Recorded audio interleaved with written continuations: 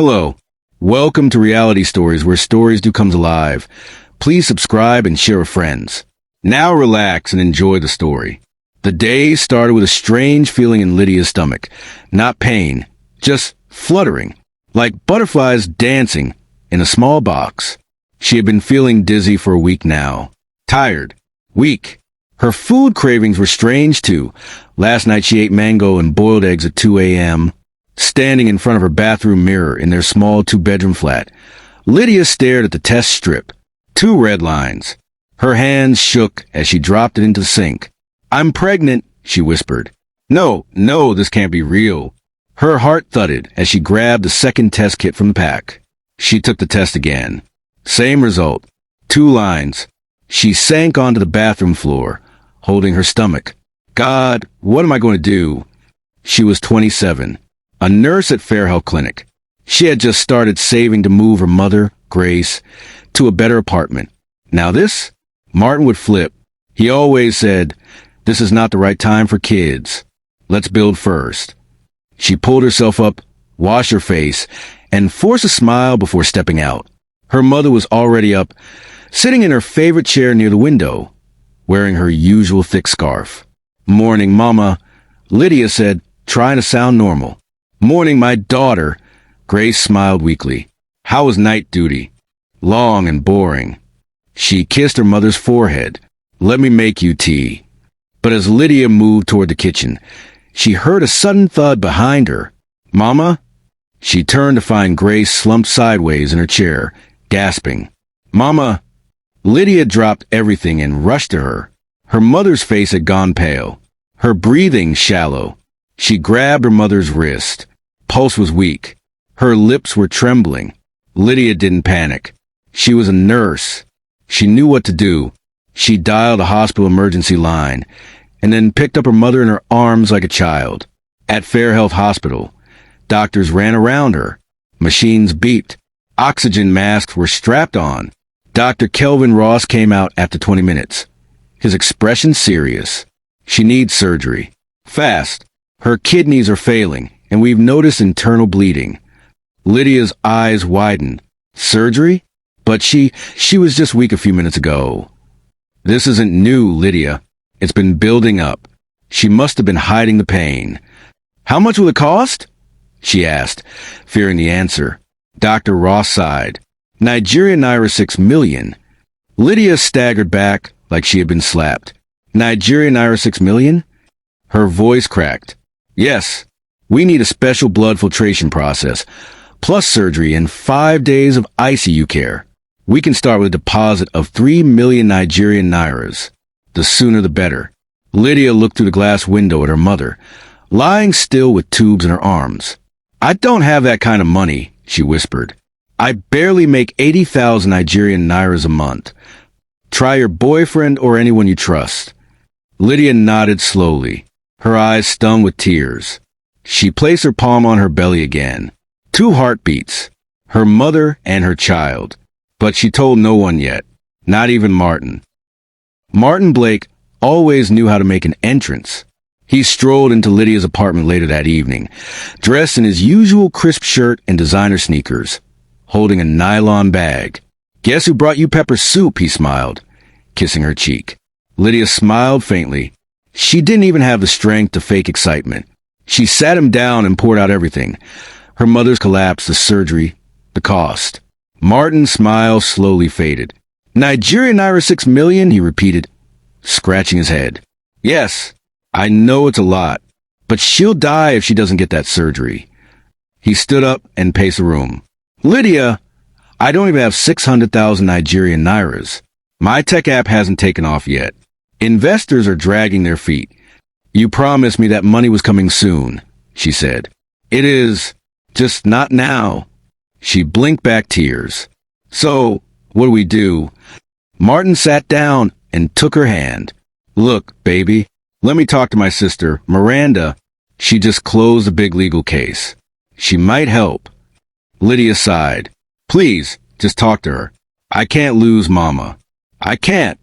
Martin hugged her, stroking her back. "I got you. We'll sort this out. I promise." That night, Martin fell asleep on her couch, while Lydia stayed by her mother's hospital bed. But around 2 a.m., Lydia returned home to pick some clothes. She opened the door quietly so she wouldn't wake Martin.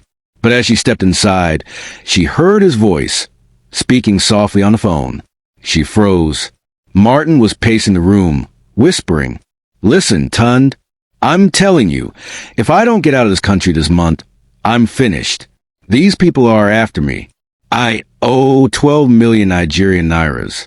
And now Lydia is asking for 6 million Nigerian nairas more? For what? Her mother? I'm not Jesus Christ." Lydia's blood ran cold. "I'm hiding here till I find a flight. I told her I'll help, but that girl has no clue. I'm not wasting my life savings on her dying mother." Lydia's knees went weak. She leaned against the wall to keep from falling. Martin paused. "I just need one big win. That tech startup deal, once I cash out, I'll vanish. I'm done with this drama." Lydia couldn't breathe. Her throat felt tight. She stepped back quietly and closed the door behind her. Outside in the corridor, she covered her mouth to stop herself from screaming. This was the man she loved? The one she had trusted? The father of her unborn child? Her phone buzzed. It was the hospital. "Hello?" she answered, her voice shaking. "Miss Lydia, your mother's blood pressure is dropping again. Please come quickly." Her legs moved like jelly, but her heart had turned to stone. She walked toward the hospital, holding her belly, and for the first time, she whispered to her unborn child, "Don't worry. Even if it's just me and you, we'll be okay." 3 days had passed. Lydia hadn't slept properly. Her mother was still in the ICU, slipping in and out of consciousness. The doctors were growing impatient. They needed a deposit soon, where they'd transfer Grace to the general ward, where chances of survival would drop. Lydia's salary had barely covered the first round of tests. She called friends, begged colleagues, even visited a local charity office, but nothing came through. Martin had disappeared, and his phone was off. As Lydia sat outside the hospital's emergency wing that evening, her friend Anita, a nurse aide, sat beside her. "Lydia," Anita said, her voice low, "there's someone you can see. He's not exactly traditional, but he has helped people." Lydia looked at her wearily. "What do you mean?" "Pastor Joel. He's a spiritual man. His church is not far. People say he performs quick miracles, fast-track healing. But," Anita paused, "he's not like the pastors we know." Lydia shook her head. "I don't want any fake prophet collecting my last 500 Nigerian nairas." Anita touched her hand. "He doesn't ask for money, but he asks for something else." "Like what?" Anita looked away. "He believes every miracle requires a sacrifice, not animal or blood, but something personal, something precious." Lydia was silent. What could be more precious than her mother's life? She stood. "Take me to him." Pastor Joel's chapel sat behind a fenced compound in the outskirts of the city. It wasn't a normal church. There was no choir, no pulpit, no loudspeakers. Just candles, hundreds of candles, burning silently around a single black chair in the middle of the room. The man who stepped out to meet them looked nothing like a prophet. He wore a white caftan, clean but simple. His eyes were deep, unreadable. "You brought her," he said to Anita, without asking her name. Anita bowed slightly. "Yes, sir." Pastor Joel turned to Lydia. "You are the daughter, the one with 2 heartbeats." Lydia froze. "How did you know?" He didn't answer. He simply gestured for her to sit in the black chair. She did, cautiously. He walked around her slowly.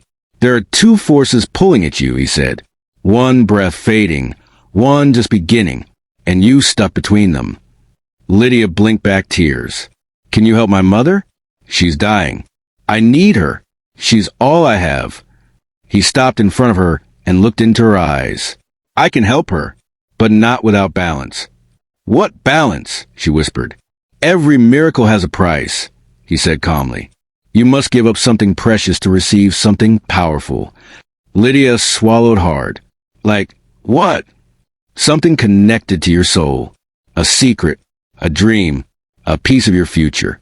You must choose what you are willing to lose. Lydia's hands trembled. I don't understand. He crouched before her. You are carrying life inside you.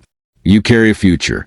If you want to save the past, your mother, you may have to let go of what's coming. Her eyes widened. You want me to give up my baby? Pastor Joel stood up. I'm not telling you what to do. I'm only saying nothing comes free. Decide what matters most. Silence filled the room like smoke. Lydia stood slowly. And if I say no? He smiled. Then you are already stronger than you think. As Lydia turned to leave, his final words echoed behind her. When the storm comes, don't curse the rain.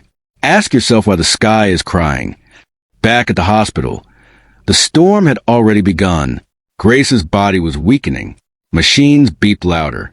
The ICU nurse pulled Lydia aside and said, she needs that transplant soon. We've done all we can with medicine. Lydia walked into Dr. Ross's office later that afternoon. Her eyes were red, but her face was strong. He stood when she entered. Any updates? He asked gently. No money. No miracle. Just options I can't explain, she muttered. He motioned for her to sit. Lydia, I got her final blood work. Her body is rejecting the dialysis. The only way to give her a chance is a bone marrow transplant. And you're a match. Lydia's eyes lit up. I'll do it. Anything for her. He hesitated. There's something else, he said. Her heart sank again. What now? He slid a folder toward her. Your hemoglobin levels are dangerously low. Your body is fighting to maintain the pregnancy, but it's draining you. I'll manage. Just take what you need and help her. He leaned forward. Lydia, listen. If we go ahead with the bone marrow donation, you might not survive the procedure. And even if you do, your baby likely won't. You're too weak. She froze. What are you saying? I'm saying if you want to help your mother and stay alive, you need to terminate the pregnancy before the procedure. Or you keep the baby, and we try to manage your mother with medications, but that won't last more than a week or two. Lydia sat back. The words felt like bricks on her chest. Terminate? Kill the baby? Her baby? No, she said softly. There must be another way. We've explored everything. You can't save both, Dr. Ross said. She shook her head violently. No, I won't make that choice. He gently touched her hand. Lydia, I know it's hard, but you're the only family your mother has. And this baby, it's still early. You could try again later.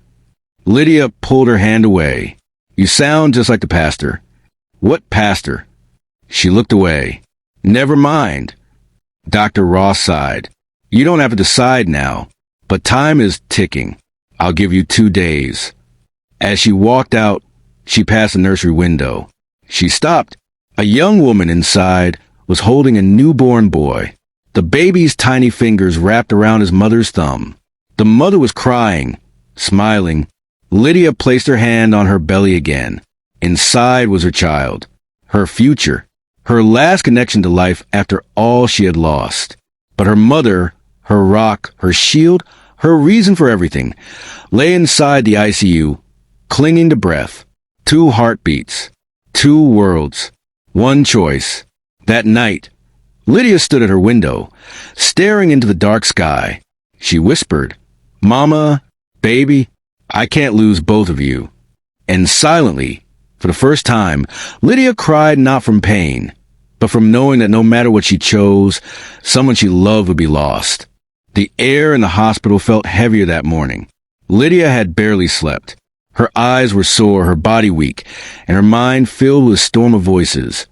The pastor's warning, the doctor's ultimatum, and her own helplessness screaming louder than them all.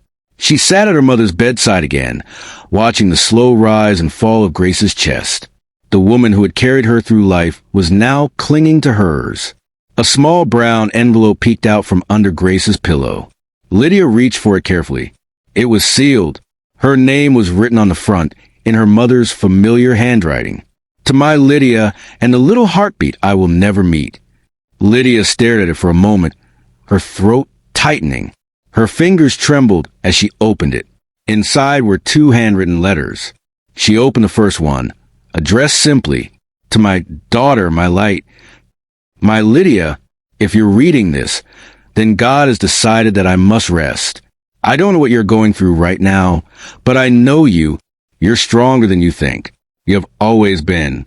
You are my greatest achievement, my proudest moment. I remember the night I gave birth to you. It was storming outside, and the nurses said I might not make it. But when I saw your tiny face, I knew I had to fight. Now you are carrying a child of your own, a new heartbeat, a new generation. I want you to live. I want you to choose life, even if I'm not there to hold your hand. Lydia, promise me you will not let pain turn your heart cold. And don't let the weight of my life crush the gift growing inside you. Love without fear, cry without shame, and forgive, even when it hurts. If God lets me watch over you, I'll be smiling from heaven. Always yours, Mama. Tears streamed down Lydia's cheeks. She pressed the letter to her chest and whispered, Mama. Then she opened the second letter. It was addressed to the grandchild I may never hold. Little one, I don't know if I will get to see your tiny face. I don't know if I'll ever hold your hand or sing to you while you sleep. But I want you to know you were loved before you ever arrived. Your mother is a warrior. She may be scared, but she is brave. And you are the proof that life always finds a way. If you're ever sad or feel lost, I want you to read this and know your grandmother prayed for you before you were even born. Be kind, be strong, be patient, and never let this world make you forget who you are. I love you with all my heart. Grandma Grace. Lydia couldn't take it anymore. She ran out of the ICU, tears falling without control. Nurses called after her, but she didn't stop. She pushed open the door to the hospital chapel and fell to her knees in front of the altar. Alone in the quiet room, surrounded by flickering candles and stained glass shadows, she sobbed like a child. God, what do you want from me? She cried. Why do I have to choose who lives and who dies? Why, both. She pulled the letters close again and whispered, I can't do this. I can't lose her. And I can't lose this baby either.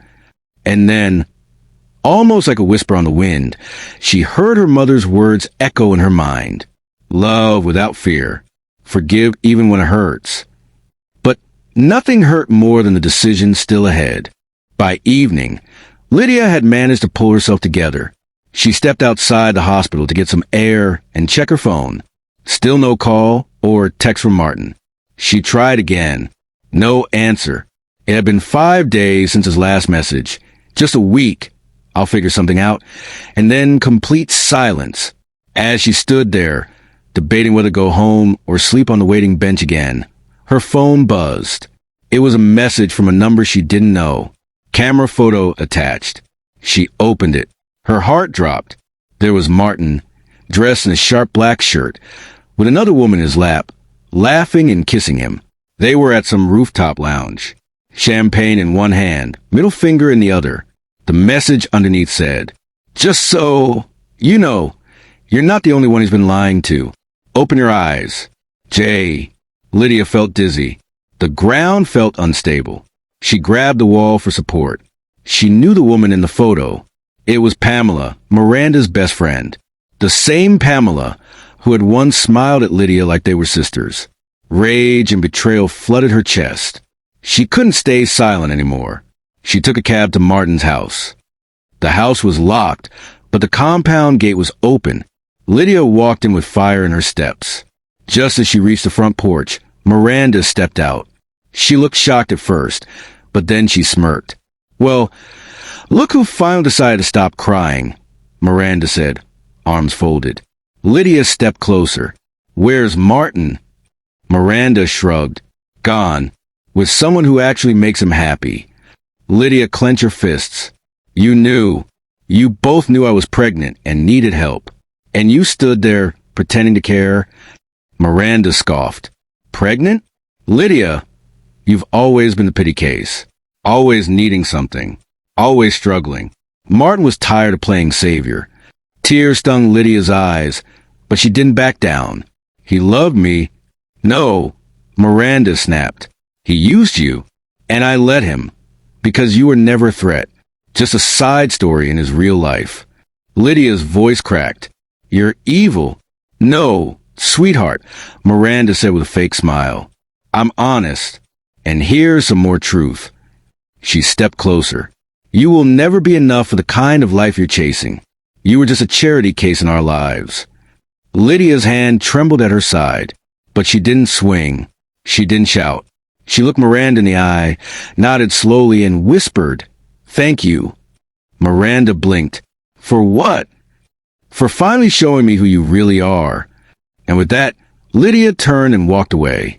She walked for what felt like hours. Her phone buzzed again. Another message from the unknown number. You don't deserve this, but you deserve to know. Lydia blocked the number. She didn't need any more reminders. She had seen all she needed. Her world was breaking, one piece at a time. Her mother was slipping. Her baby was a question mark.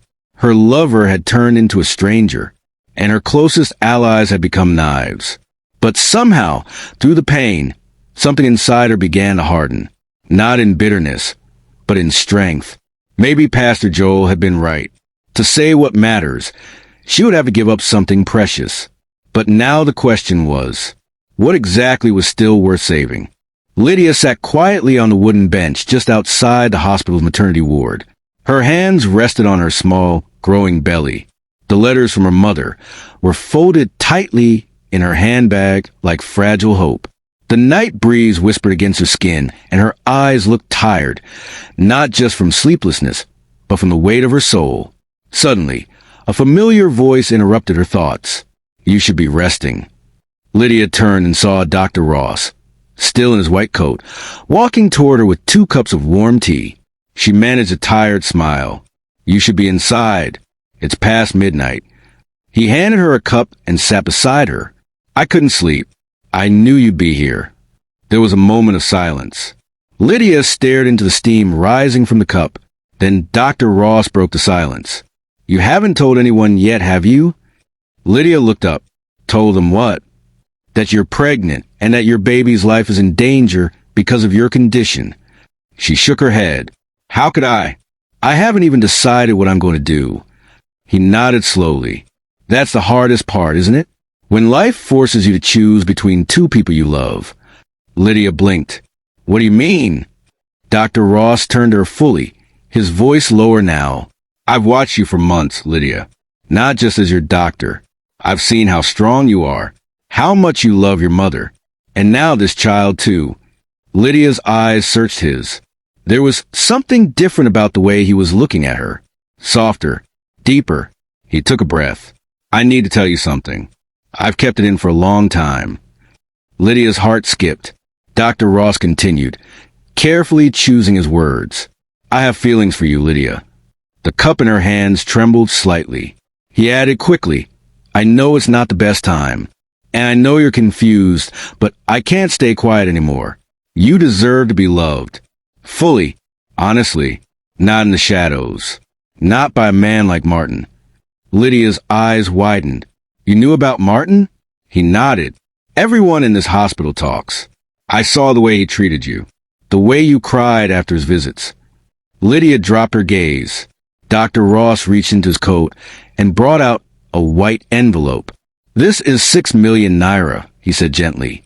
Enough to cover your mother's surgery. Lydia stared at it, her throat tightening. What? He placed it on the bench, between them. I'll give it to you. But I have only one condition. She turned sharply. What condition? He looked her dead in the eyes. Keep the baby, and let Martin go. For good. Lydia was silent for a long moment. Then she whispered, Are you trying to buy me? No, he said firmly. I'm trying to give you a choice that isn't between death and more death. But why would you do this for me? She asked, eyes filling with tears. He leaned forward. Because I love you, Lydia, and because I believe this baby is part of your healing, not your punishment. She covered her face, tears falling freely now. I don't know what to do. My whole world is falling apart. My mother is dying. My baby could die. And now you're telling me you love me. I'm not asking you to love me back. Not now. Maybe not ever. Dr. Ross interrupted. I just want to see you free, not controlled by pain, or men, or fear. Lydia looked at the envelope again. Her hands shook. This wasn't just money. It was a lifeline with strings. Could she take it? Could she carry a baby that might end her mother's life? Could she walk away from Martin and into the arms of a man she barely knew, but who saw her? Suddenly the choice wasn't just about blood. It was about her future. The next morning, Lydia sat at her mother's bedside again. Dr. Ross had scheduled the surgery. She had accepted the money, but her heart still felt like it was caught in a storm. Grace hadn't opened her eyes in nearly 2 days. Machines beeped slowly. Nurses whispered when they passed the door. Lydia clutched her mother's pale fingers. Please wake up just for a second. Please. As if heaven heard her, Grace suddenly stirred. Lydia sat up straight. Mama? Grace's eyelids fluttered. Then slowly they opened. A soft smile curled on her lips. My baby! Tears spilled from Lydia's eyes. I'm here. I'm right here. Grace struggled to speak, her voice hoarse. How long have I been asleep? Almost 2 days. Grace looked around weakly, then turned to Lydia. The baby is still there? Lydia hesitated. Then she nodded slowly. Yes, Mama, still here. A single tear rolled down Grace's cheek. She squeezed Lydia's hand. You're strong. I knew you would be. I prayed that if I didn't make it, you would still choose life. Lydia sobbed softly. Mama, don't say that. Don't talk like that. Grace looked at her daughter with glassy eyes. Lydia, listen to me. I was a mother, but I made mistakes. I let fear control me. I let pain shape my decisions. She paused to catch her breath. Every word seemed to take all her energy. But I see now. Being a mother isn't about being perfect. It's about choosing love, even when it's the hardest thing. Lydia nodded, crying openly now. Grace smiled faintly. I don't know what decision you've made, but whatever happens, her voice cracked. Be a mother. Don't become me. Lydia laid her head on her mother's chest, sobbing. Grace's heartbeat was weak, but it was there. I love you, Mama, Lydia whispered. And I love you, Grace murmured. Her eyes closed slowly. Her hand went limp in Lydia's grasp. Nurses rushed in. Lydia was pulled gently away. Alarms began to sound. She's crashing, a nurse yelled. Lydia stood frozen. Everything felt like slow motion. As the doors closed in front of her, blocking her from her mother's bed, Lydia held her stomach and whispered through her tears, I choose life for both of us. And just like that, another heartbeat faded, while another grew stronger. The doctor's voice was calm, but the words were sharp as knives. Lydia, your anemia is getting worse. If you don't undergo the surgery soon, it could cost you your life. Lydia sat in the hospital office, her hands resting on her swollen belly. She was 7 months pregnant now. Her skin was pale, her breath shallow. Dr. Ross leaned forward. We can do a cesarean now. Take the baby out safely. Then treat you before your body gets weaker. But we can't delay anymore. Lydia looked at him, her eyes red from crying all night. If I do the surgery, the baby won't survive, right? He hesitated, then nodded slowly. There's a high chance the baby won't make it.